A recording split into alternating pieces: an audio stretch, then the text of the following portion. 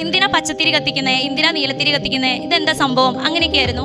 പിന്നെ എല്ലാവരും പറഞ്ഞപ്പോൾ ഞാൻ ഇവിടെ വന്നു ഞാൻ ഉടമ്പടി എടുക്കാമെന്ന് വിചാരിച്ച വന്നു കഴിഞ്ഞപ്പോൾ ഇവിടെ ഭയങ്കര തിരക്കൊക്കെ ആയിരുന്നു. പിന്നെ ഓരോരുത്തരും ഇങ്ങനെ സാക്ഷ്യം പറയുകയാണ്, എനിക്ക് അത് കിട്ടി ഇത് കിട്ടി, കുറേ നടക്കാത്ത കാര്യങ്ങൾ, എൻ്റെ ഇമാജിനിൽ അതൊന്നും നടക്കാത്ത കാര്യങ്ങളാണ്.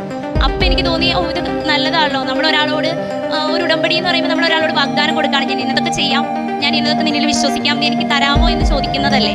ഞാനും ചെയ്തു നോക്കാം, ഞാനും എന്നെ കൊണ്ട് പറ്റൂലോ എന്ന് വിചാരിച്ച് ഞാൻ ഉടമ്പടി എടുത്തു. എല്ലാ ദിവസവും ഞാൻ പള്ളിയിൽ പോകും, പ്രാർത്ഥിക്കും. എനിക്ക് ഉടമ്പടി തീരാറായപ്പോൾ എൻ്റെ ഒരു UK യിലുള്ള ഒരു ഫ്രണ്ട് വിളിക്കുകയാണ്, നീ എന്താ ചെയ്യുന്നതെന്ന് ചോദിച്ചു. അപ്പോൾ ഞാൻ പറഞ്ഞിട്ട് ഞാൻ ഇങ്ങനെ ഒരു സിറ്റുവേഷനിലൂടെ പോകണം, എനിക്കൊന്നും ശരിയായിട്ടില്ല, ഞാൻ എന്താ ചെയ്യേണ്ടതെന്ന് ചോദിച്ചു. അപ്പോൾ അവൾ പറഞ്ഞു, നീ എന്താ എന്നോട് വാക്ക് പറയാണ്ടിരുന്നതെന്ന്. അവൾ അവിടുത്തെ ഡയറക്റ്റ് സംസാരിച്ച് വേക്കൻസി ഉണ്ടെന്ന് അറിഞ്ഞ് എന്നെ വിളിച്ചിട്ട് പറഞ്ഞു, നീ വേഗം അപ്ലൈ ചെയ്തോ, നിനക്കെല്ലാം റെഡി ആവുമെന്ന് പറഞ്ഞു. ഞാനങ്ങനെ ഇൻ്റർവ്യൂ പാസ്സായി.